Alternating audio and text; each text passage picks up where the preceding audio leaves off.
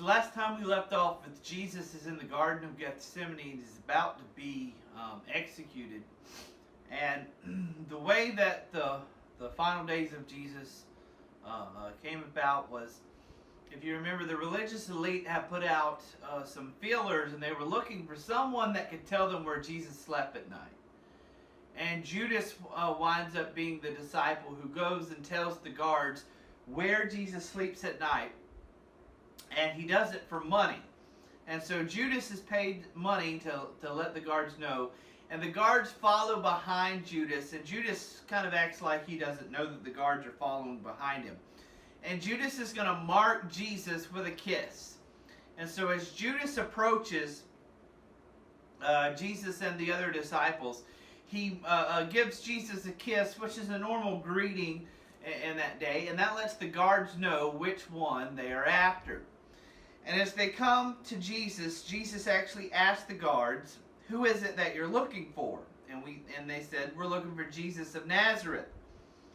And in your English Bible, it says that Jesus says, "I'm He." But if you look at most of your Bibles, the He is actually italicized. And the reason why it's italicized is because it's not in the original Greek. They added that word in your English Bible to make it make grammatical sense, but you actually lose a lot of theology when you do that. When the guards came up to Jesus, Jesus says, "Who is it that you're looking for?" And they said, "We're looking for Jesus of Nazareth." And Jesus says, "I am." Well, I am is the personal name of God according to the Old Testament, which to say it in Hebrew is Yahweh. Means I am who I am, or literally I be who I be. And when he says I am, it knocks all the guards to the ground. So he says I am, all the guards fell down at the power of the name of God. And he stands over them and he says, "Who is it that you're looking for?" You can see Jesus is kind of mocking them at this point. Kind of saying, "You're not going to take me to the cross. I'm going to go willingly." Peter actually draws his dagger out and he cuts the ear off of one of the guard. Jesus stops Peter and heals the ear of the guard. And Jesus goes with the guards at this point. All of the disciples scatter except for Peter and John. They actually follow behind. And Jesus is taken captive to the temple. So Jesus is headed to the temple to his first trial. Now we're going to see that Jesus has to go through multiple trials. As he's led away, as I said, all the disciples run away. When they get to the temple, Peter has to stop. He doesn't have access to all the places that John has access to. So John actually goes to a little bit further with Jesus than Peter's allowed to. Peter stays outside, and as he's outside, one of the people in the crowd said, "You were one of those that was following with Jesus." And Peter says, "No, not me." He denies even knowing who Jesus is. He says, "I wasn't one of his followers." Peter kind of moseys on around away from there. When someone else in the crowd says, "Yeah, it was definitely you. I can tell by your accent. You are one of those who was with Jesus." Peter denies once again knowing anything about Jesus or being one of his followers. Later on, a third person actually brings it up to Peter. "Yes, you were one of the followers." Peter denies it for a third time, which was exactly what Jesus prophesied. And at this point, Peter realizes what he's done, and he runs away in shame. Jesus is then brought up for his first trial. He is brought before a Jewish court, and the charges that's brought up against Jesus is blasphemy. Now, blasphemy means to demean something. In context of the Bible, when we talk about blasphemy, it means to demean God or bring God down. And so the charges is that Jesus claims to be the Son of God. So they would say that that's blasphemy. And they brought up false witness after false witness who brought up all of these different charges which were not true. And they finally flat out ask him, "Are you the Son of God?" And he does not deny it. In fact, he accepts that. And they said, "We don't need any further deliberation. He is guilty." Now remember, this is done in the dead of night, so the crowds aren't here yet. The crowds don't know about this. And the reason why they wanted to arrest Jesus at night is because the masses actually liked Jesus. He had fed them, he had healed them, he had loved them, and so they were actually on his side up until this point. So in the first trial, he is convicted by the Jews But the problem with the Jewish trial is the Jews do not have the right to execute anyone. Only Rome can execute people. And the reason being is, remember, Rome had two rules, and that was peace and taxes. And the fear was if you executed the wrong man, you might start a civil riot or a civil war. And so the Jews had to get an okay from the Romans to actually execute someone.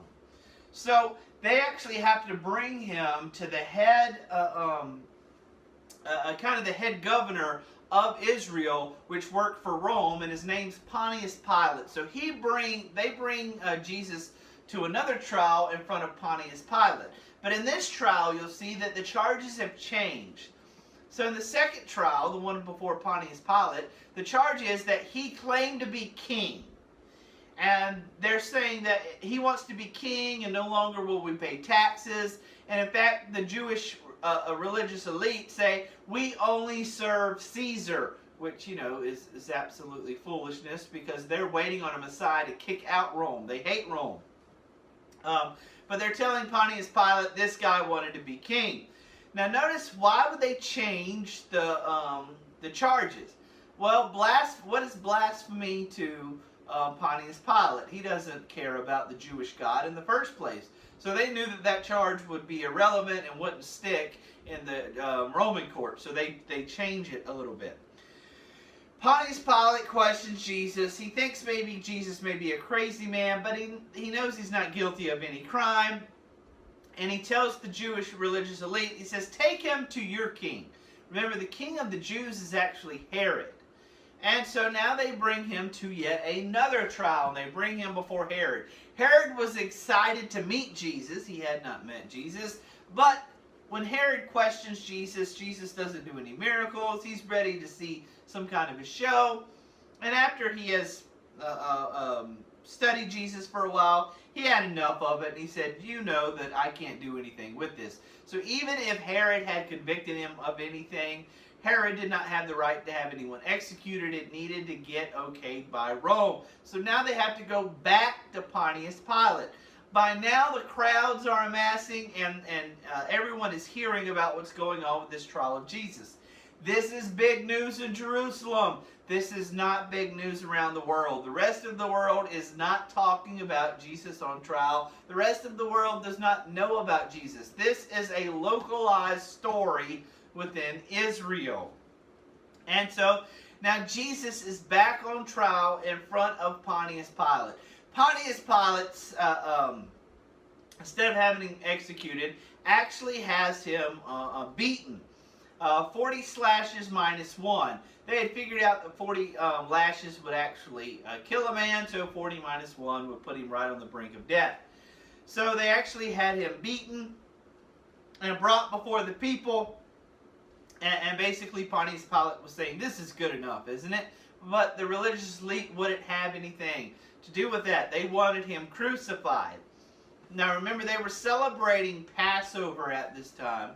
And there was a tradition in Israel during Passover to let one prisoner go free. And they had a guy named Barabbas. And Barabbas had actually tried to start an insurrection, exactly what Jesus had been charged with. And so the question was, should we let Barabbas go or should we let Jesus go? And they said, let Barabbas go, crucify Jesus. Notice that the crowds have turned on Jesus. So what's different? Now that he's been beaten to the point he doesn't look like a man anymore, they are now, he does not look like the Messiah that he once looked like. And also, I believe that they're afraid. Because they said, look, Jesus went against the religious elite, and now this is what happened to Jesus. So now they don't want to be on the wrong side of this fight. So now they've turned on Jesus. And after a lot of pushing, Pontius Pilate actually says, my hands are clean of this. And he says that his blood is on your hands. And Pontius Pilate okays the execution of Jesus. Jesus is then brought to the cross. Now, you hear that Jesus carried his cross, and that was nothing out of the norm during that day. But what usually happened is the stake of the cross, so the stake that's in the ground, was already there. So when people would carry their cross, they would actually carry the arm part, the bar. So in history, we know that most people, if they had to carry it, they would carry the arm part and not the entire cross that you'll usually see in pictures and things like that. So Jesus has to carry his cross up to a place called Golgotha. And that's where they execute him. And just for a little bit of understanding how a crucifixion works. A lot of times they would actually use rope to put you on the cross, but sometimes they would use a nail, and specifically the Bible says Jesus was hung with a nail. They would start off by putting it in your hand. Now, when we talk about hand, we talk about this right here, our hand. But in that day, hand actually meant from the forearm up. That's what they considered a hand. Now, I got to tell you, I'm kind of a big guy. If you put a nail right here through my hand and put me on a cross, I'd probably rip right through. If you wanted to put me on a cross, which Jesus, I'm sure, weighed a whole lot less than I do, but you'd probably put it right here between these two much bigger bones and put it there. And so what they would do on that bar part is they would put one nail in and they would stretch you as far as they could possibly stretch you. A lot of times pulling bones out of joint and then putting the other nail in on the other side. They would then put you up on this stake, which kind of has a foot piece, and they'd let you stand up on this foot piece, and you'd be on the cross, and then they would kick, and then they would actually first put the nail between your feet, in your feet, and then kick that foot piece off, and then you would hang, and your weight would actually suffocate you.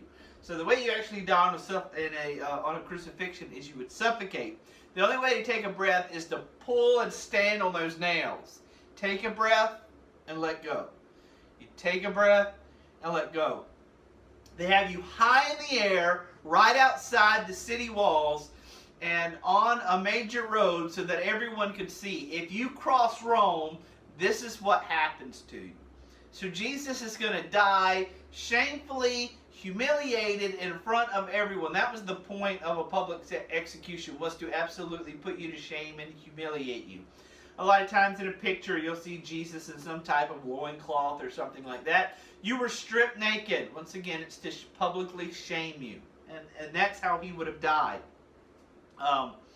He was actually crucified with two other people, two thieves, one on his left and one on his right. And the people begin to mock Jesus as they're watching him being crucified. And they say, if you are who you claim to be, just jump off that cross. And in fact, one of the thieves says the same thing. If you are who you claim to be, jump off this thing. Help us out.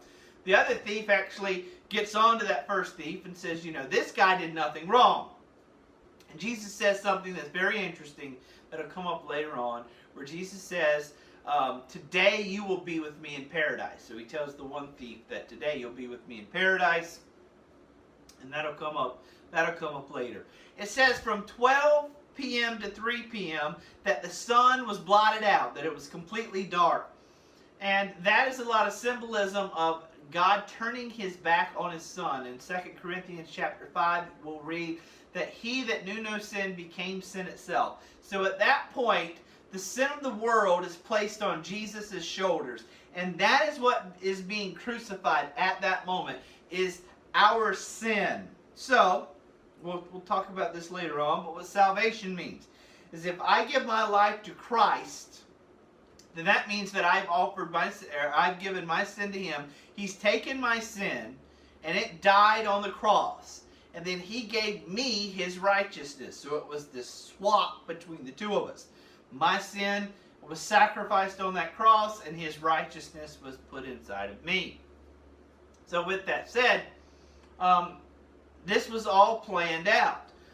This was all a part of the plan according to Scriptures. And as he's dying on that cross, he says, my God, why have thou forsaken me? And this is the only place that we see Jesus call him God. Every other time we see him call him Father. And it shows a distinction between the relationship that Jesus had with the Father. At this point, it's as if there's a difference, and that Jesus has become sin, as if the Father has turned his back on his Son at this moment. And if you read Psalm 23, you will actually see, Psalm 22. You'll actually read all of this laid out. And so David is talking about how he feels. And in poetical terms, he talks about how his hands are pierced. Well, David's hands were never pierced. But he's saying, this is how I feel. And he gives the description of what happens to Jesus on that day. So even if you deny that the Bible is real or not, you would have to say that there are parallels between the Old Testament and the New Testament. David writes that far beyond any before anyone was using crucifixions as a form of punishment or torture or anything like that. So Jesus is up there. It's getting late. It's Friday that he's being crucified on this cross. And there is a law in Israel that you cannot leave a dead body, a Jewish dead body, on a cross or just dead anywhere. You have to bury it before the Sabbath. Remember, the Sabbath is when the sun goes down. So understand the irony. They do not want to offend God by leaving a dead body up on that cross. So they want to hurry up and get it down and go ahead and bury it. So protocol in that day is once once Rome is tired of watching them suffer, they would take a club and actually smash your kneecaps and break your kneecaps, and that way you'd suffocate and go ahead and end it. But they break protocol in this instance, and a man with a spear actually one of the soldiers stabs Jesus in the side, once again showing that God was all a part of this, because it was prophesied that he would have no broken bones. Just like in the Old Testament, the sacrifices wouldn't have a blemish or a broken bone. Now, the blemish in the New Testament was specifically sin. Jesus was without sin. But it also kept with that he had no broken bones. As soon as he dies, and what's very interesting, is inside the temple. We've talked about this. There are two major sections. There's the holy place, and then there's the Holy of Holies. Inside the Holy of Holies is the Ark of the Covenant. And the high priest is allowed to go in there one time a year. That's the only time that he goes into this Holy of Holies. And there's this huge veil that covers the Holy of Holies so that no one can see in. And when Jesus dies on the cross, it says that veil ripped from the top to the bottom, showing that God did that. Showing that now man would have access with God. So what separated man from God was sin. Because of sin, man and God did not have this relationship. When Christ dies on the cross, now they can be united. That the big difference between the Old Testament followers of God and the New Testament followers of God is now that Christ has died on the cross, sin has been crucified and sin has been forgiven. And so, as Christ dies on that cross, you see a huge difference in the God followers. And what we'll have coming up very soon is that the Holy Spirit will actually come inside of people. So as Jesus dies on the cross, they're taking him down. And as they're taking him down, a wealthy man right there says, I actually have a tomb that we can put him in. Joseph of Arimathea. And so they take Jesus down off the cross and they wrap him and they put him in this tomb. Now, some of the Jewish elite come to the Pontius Pilate and say, look, his disciples had talked about him rising from the dead and things like that. So we need to make sure that we guard this place because the disciples are going to steal the body. And if they do, then all these rumors will come out and then we'll be in even a worse position than we started. Pontius Pilate said, fine, take care of it. So they actually put guards in front of the tomb. They roll a massive rock in front of a boulder in front of the tomb so that no one can steal the body. And for 3 days, it says, the disciples are sitting there kind of distraught and not sure what to do. Their master has been killed and it seems like all hope is lost. Well, Mary, the mother of Jesus, and another Mary go to put spices on the body. This is part of the culture, and this is how they would remember and show honor and respect to the dead. they go to put spices on the dead body. And as they approach, now it is Sunday, first day of the week. Early that morning, Jesus Christ actually rises from the grave. So he comes back alive. The boulder is rolled away by the angels and by the Spirit of God.